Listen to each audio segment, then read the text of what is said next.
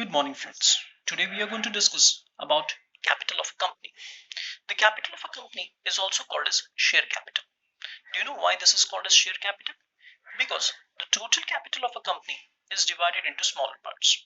Each part is called as a share. This share has a fixed value, which is called as nominal value or face value. Normally, the face value is calculated with the formula total capital divided by number of shares. Total capital divided by number of shares. Let's take an example. Suppose the total capital is 10 lakhs and number of shares decided by the company is 10,000. Hence, the division gives me the face value of rupees 100 each. This 100 rupees face value is printed on the shares earlier. Now it is demat format, so we'll consider the face value to be 100. It is not mandatory for a company to issue the shares at rupees 100, that is at its face value. It can issue at rupees 100, which is called as issued at par. It can issue for more than 100, say 120 rupees. It is called as issued at premium. It can also issue the shares at less than 100 rupees 90, which is called as discount. This amount of premium or discount is calculated and estimated by the company itself.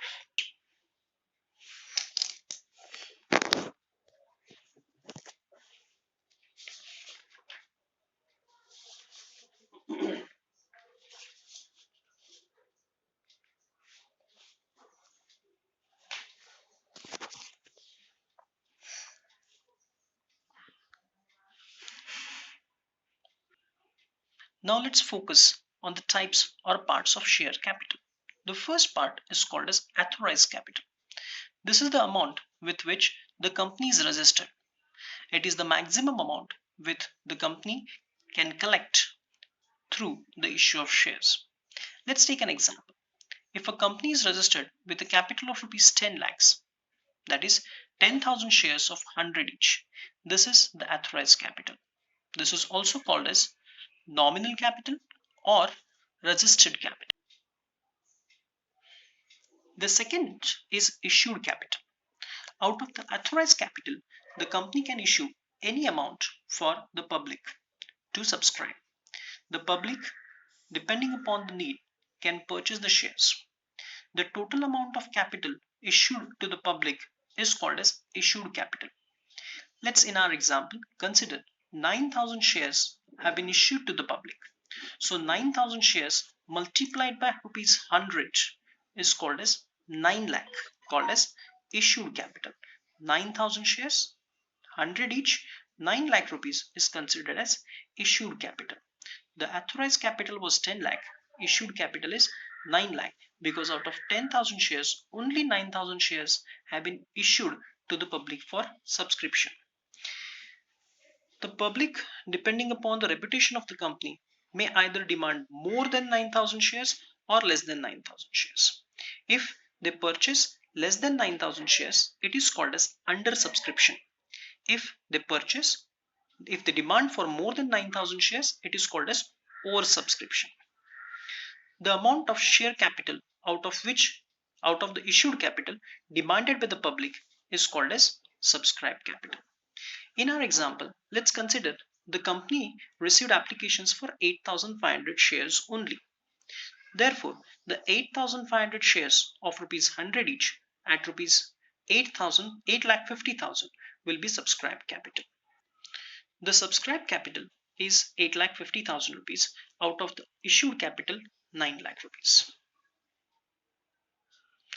Now, what about balance 1,500 shares? This balance 1,500 shares at the rate of 100 will be called as unsubscribed capital. It will be called as unsubscribed capital. 1,500 at the rate of 100 each, 1,50,000 is unsubscribed capital.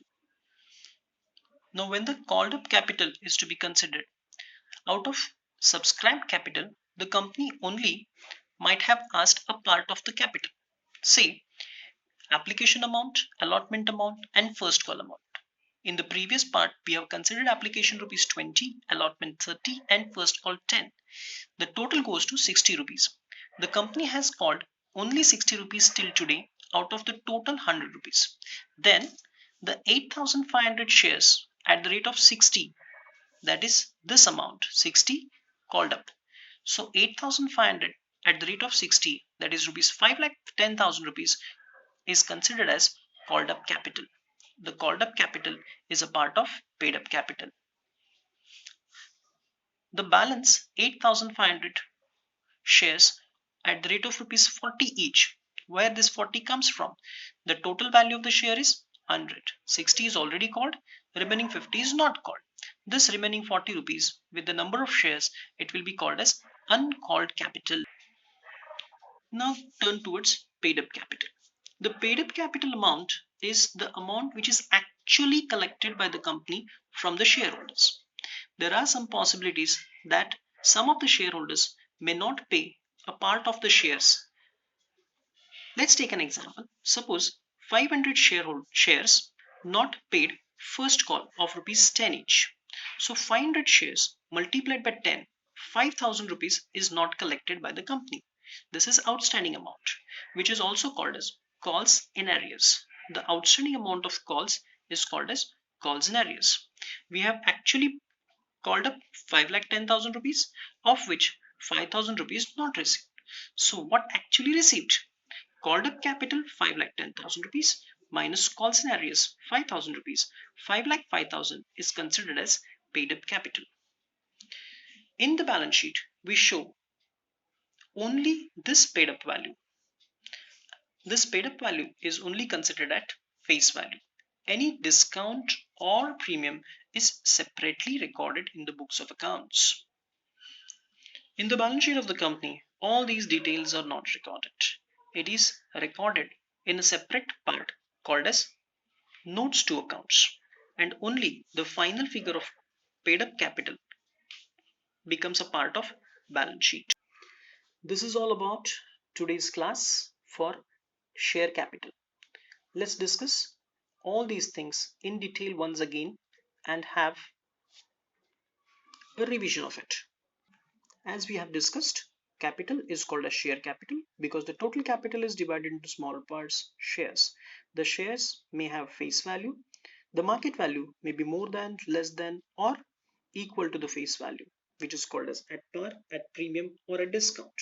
The total amount is collected into parts: application amount, allotment amount, and call amounts.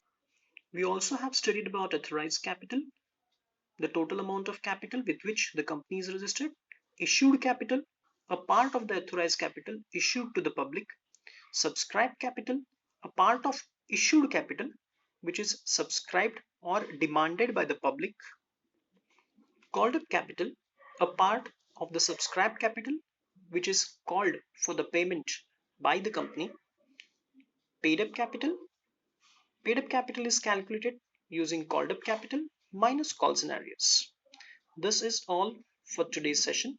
Thank you.